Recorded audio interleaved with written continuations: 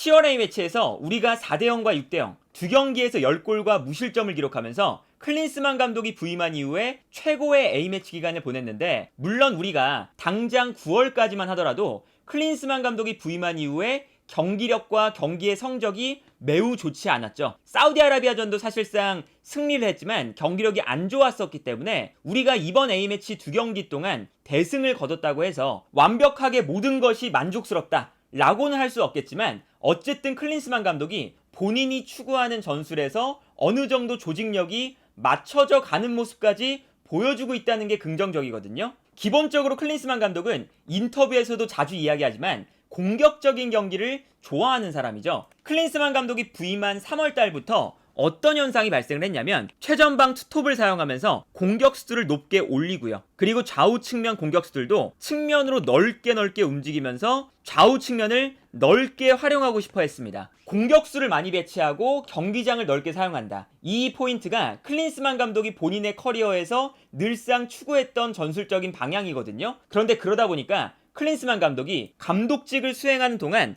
모든 팀에서 중원 라인에 너무나 큰 공백이 생긴다는 게 문제점으로 지적이 됐었어요. 그래서 우리가 클린스만 감독이 부임한 이후에 중원 싸움에 있어서 상대팀에게 약간 밀리는 모습들이 나오기도 했었죠. 그런데 여기서 클린스만 감독이 다소 달라진 것이, 과거에는 클린스만 감독이 이렇게 밸런스가 무너지는 축구를 잘 수정을 하지 않았거든요. 그런데 지난 9월 A매치부터 클린스만 감독이 본인의 문제점을 어느 정도 인식하고 중원 라인에 대한 보강을 하기 시작했죠. 그래서 지난 9월 A매치 때는 손흥민 선수를 약간 내려서 중앙 미드필더처럼 쓰고, 그러면서 중원의 선수 숫자를 늘리는 방법을 한번 사용을 해봤어요. 물론 이게 실패로 끝났고, 손흥민 선수가 중원 싸움에 엄청나게 큰 도움이 되는 것도 아니고, 손흥민 선수가 내려오니까 공격에 집중하는 빈도가 줄어들고 있기 때문에 이게 좋지 않은 방법이라는 게 증명이 됐었죠. 그래서 지난 9월 A매치 때는 클린스만 감독의 실험이 실패로 끝났었는데,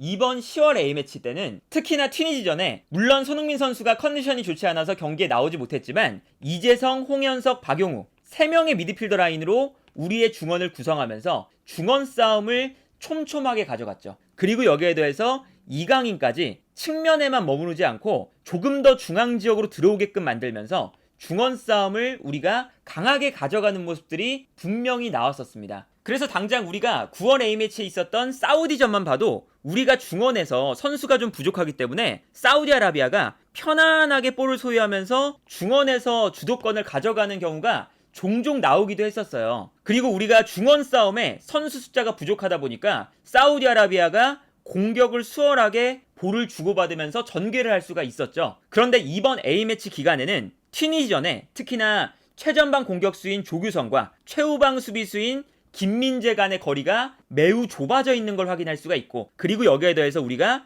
미드필더 숫자도 어느 정도 충분히 배치가 되어 있다 보니까 중원 싸움에서 튀니지를 압도하는 모습을 보여줬습니다. 그래서 우리가 수비할 때도 중원에 선수 숫자가 많으니까 세컨볼 상황이나 상대가 빌드업을 할 때 상대가 우리의 수비 라인을 무너뜨리기가 굉장히 껄끄러워졌거든요. 그래서 클린스만 감독이 최근에 A매치 경기들을 보면 9월 A매치 기간부터 본인이 경기를 운영할 때 간격이 멀어진다는 단점을 어느 정도 보완하려는 시도가 계속되고 있다라고 할 수가 있겠고, 여기에 더해서 클린스만 감독 본인이 추구하는 공격 형태가 어쨌든 후방에서 짧게 만들어가는 것보다는 조금 더 공격 지역에 과감하게 패스를 찔러주는 형태를 클린스만 감독이 선호하거든요. 그리고 공격수에게 볼이 한 번에 전달이 됐을 때 아무래도 클린스만 감독이 본인이 공격수였다 보니까 공격수가 볼을 받아서 뒤에 있는 미드필더들이나 측면 공격수에게 떨어뜨려주는 방식을 특히나 베트남전에서 매우 활용을 잘했었어요. 예를 들면 우리가 베트남전에서 이재성 선수와 이강인 선수, 이 두 명의 선수가 어쨌든 공격의 연결고리가 되어줘야 되기 때문에 앞쪽으로 올라와주면서 공격형 미드필더처럼 플레이할 때가 많았죠. 그런데 이때 우리가 여기서 생각을 해보면 미드필더 라인에서 이강인에게 패스를 준다고 가정을 했을 때 이강인이 패스를 받는 과정에서 뒤를 바라보면서 패스를 받게 됩니다. 그러면 이때 자연스럽게 상대팀이 압박을 하게 되고, 여기서 이강인이 볼을 잡는 순간 상대방의 압박을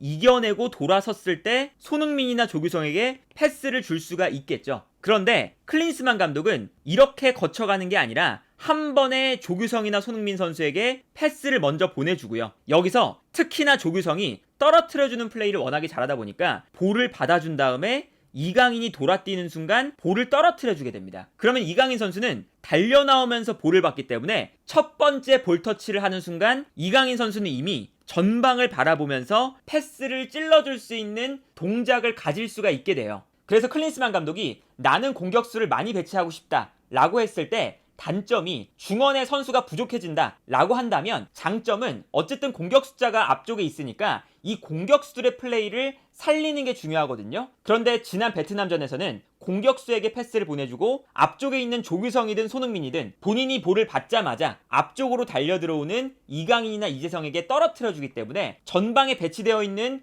공격수들의 플레이를 살려서 이강인과 이재성이 전방을 바라보면서 패스를 뿌려줄 수 있는 수월한 동작들을 만들어줬다라는 게 지난 경기에서 자주 나왔던 걸 보면 클린스만 감독이 준비해온 패턴이라고 보여지거든요. 예를 들어서 이 장면에서 박용우 선수가 손흥민 선수에게 볼을 한 번에 떨어뜨려주는 순간 손흥민 선수가 볼을 받아서 드리블 돌파를 본인이 시도하는 게 아니라 볼을 받자마자 뛰어들어가는 이재성 선수에게 볼을 받아서 바로 넘겨주는 형태를 만들게 되죠. 그래서 이 다음 장면을 보면 이재성 선수가 계속 앞을 바라보면서 뛰어나오고 있을 때 그 발 앞으로 손흥민 선수가 패스를 건네주고 여기서 이재성 선수는 자연스럽게 손흥민 선수가 건네준 볼을 받아서 패스를 한 번에 찔러줄 수 있는 최적의 동선을 가져가게 돼요. 이 장면도 마찬가지거든요. 우리가 공격을 할 때 손흥민 선수에게 한 번에 패스가 넘어가고 이때 이강인 선수가 손흥민 선수 주변으로 돌아뛰고 있습니다. 이때 손흥민 선수가 이강인 선수에게 패스를 보내주면서 이강인 선수가 여기서 볼을 잡아서 앞을 바라보면서 패스를 할 수가 있으니까 이때 측면에서 뛰어들어가는 선수에게 정확하게 발 앞으로 찔러줄 수가 있는 거죠. 그래서 클린스만 감독이 본인의 축구 철학대로 공격 숫자를 많이 배치하면서 최전방에 있는 공격 숫자를 살려주는 공격 패턴을 어쨌든 만들어 왔고 그리고 중원 라인의 간격이 벌어진다는 문제를 보완하는 모습까지 보여주고 있으니까 클린스만 감독이 본인의 스타일대로 조금씩 조직력을 맞춰나가는 단계인 것 같고요. 그리고 세트피스 상황에서도 우리가 김민재 선수가 득점하는 이 장면이 계속 반복해서 나왔어요. 그래서 튀니지전과 베트남전의 득점 장면이 거의 유사합니다. 김민재 선수가 안쪽으로 들어가 있다가 이강인 선수가 이 앞 공간으로 크로스를 올려주면 이때 순간적으로 튀어나오면서 머리에 맞추고 돌려놓는 장면이 나오죠. 여기서 이제 튀니지 선수의 몸에 맞고 자책골이 됐었죠. 베트남전에서도 김민재 선수의 위치를 보면요 약간 안쪽에 들어가 있어요. 그리고 이강인 선수가 이 앞 공간으로 크로스를 올려줄 때 김민재 선수가 뒤에 있다가 순식간에 앞으로 뛰어나옵니다. 그래서 득점할 때 보면 김민재 선수가 어느샌가 뒤에 있다가 앞으로 튀어나오면서 머리에 맞춰서 득점을 하는 장면을 볼 수가 있었죠. 그리고 김민재, 조규성이라는 우리가 키가 큰 선수들이 안쪽에 많이 있기 때문에 우리가 역으로 안쪽으로 많이 들어가주면서 수비수들을 골 에어리어 앞에 몰아넣고 그 뒤에 발생한 공간으로 이강인 선수가 패스를 보내주는 이러한 변칙적인 패턴도 연구를 해서 나왔고요. 그래서 이번 10월 A매치는 우리가 여러 가지 측면에서 준비를 어느 정도 해왔다는 것이 증명된 경기였고요. 물론 그렇다고 해서 완벽하진 않아요. 튀니지전에는 손흥민 선수가 나오지 않기 때문에 미드필더 숫자를 늘리면서 중원 라인의 간격을 좁힐 수가 있었는데 베트남전에서는 밸런스가 깨지는 장면들이 나왔죠. 사실은 베트남전은 공격적으로 나오기로 마음먹은 경기긴 했지만 이재성도 올라가고 이강인도 올라가 있고 황희찬도 올라가고 좌우 풀백도 올라가고 하다 보면 우리가 중원 라인에 박용우 선수 혼자 덩그러니 남아있는 장면들이 많았었습니다. 그래서 우리가 베트남전에서도 시간이 가면 갈수록 간격이 조금씩 멀어지고 박용우 선수가 너무나 외롭게 중원 라인에 혼자서 공간을 커버하는 장면들이 나왔었거든요. 그리고 이렇게 후방 지역에서 공간이 많이 나오면 필연적으로 전방에서 압박을 강하게 해서 후방 지역으로 볼을 못 넘어오게 해야 된다라는 건데 우리가 베트남전에서 전방 압박을 할 때 보시면 박용우 선수까지 올라와서 전방 압박을 강하게 걸다 보니까 박용우 선수의 뒤쪽으로 너무나 넓은 공간이 형성이 되고 있었죠. 그래서 베트남이 박용우의 뒷공간으로 패스를 한 번만 뿌려줄 수 있는 상황이 되면 이 수비라인 앞 공간이 베트남이 공격을 하기가 너무나 편한 상황이 펼쳐졌어요. 그러다 보니까 우리가 베트남을 상대로 전력이 압도적인데도 불구하고 치명적인 위기 상황이 경기 중에 3번, 4번 정도는 있었거든요. 이제 그런 걸 생각해보면 아직 클린스만 감독이 갈 길은 멀고 조금 더 전술을 보완해야 될 점들은 있지만 본인이 인터뷰로 이야기했던 것처럼 점점 더 조직력이 좋아지는 모습을 보여주겠다. 이 말을 10월 A매치에는 본인이 어느 정도는 보여줬고, 그리고 우리 대표팀이 9월 A매치까지는 좋지 않은 분위기로 흘러가다가 손흥민 선수가 이야기한 것처럼 이번 A매치에서 분위기 반전을 하는 것이 매우 중요했는데 분위기 반전에 성공을 했다는 것이 10월 A매치에서는 긍정적인 부분이 아니었을까 하네요.